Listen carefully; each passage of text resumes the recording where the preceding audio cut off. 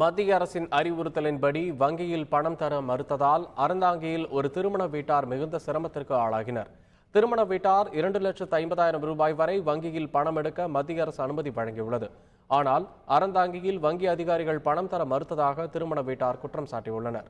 மத்திய அரசின் உத்தரவு தங்களுக்கு கிடைக்கவில்லை என கூறி அலைக்கழித்ததாகவும் அவர்கள் வேதனை தெரிவித்தனர்.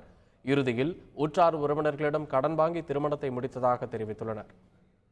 கல்யாணத்து செலவுக்காக நான் 2 லட்ச ரூபா பணம் வச்சுருக்கேன். பேங்க்கில் போய் மாற்ற முடியும். அதாவது கவர்மெண்ட் ஜிஓ 2 நாளைக்கு முன்னாடி அறிவிச்சிட்டாங்க 2 லட்ச ரூபா கல்யாண செலவுக்கு எடுத்துக்கலான்னு. ஆனால் சம்மந்தப்பட்ட பேங்க்கில் போய் கேட்டோம்னா பேங்க்கில் எங்களுக்கு அந்த ஜிஓ வரவில்லை, அதனால் நாங்கள் ஒன்றும் பண்ண முடியாது அப்படின்னு சொல்கிறாங்க.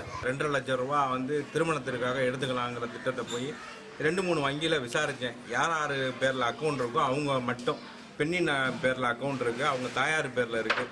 என்ன போய் கேட்டதுக்கு எங்களுக்கு ஒன்றும் ஜீவோ வரல சார். 24,000 ரூபா எடுக்கக்கூடிய இது மட்டுமே ஆப்ஷன் மட்டுமே எங்களுடைய சிஸ்டத்தில் இருக்குது. அதை எங்களால் மாற்ற முடியாது சார். 2 லட்சம் தர முடியாது.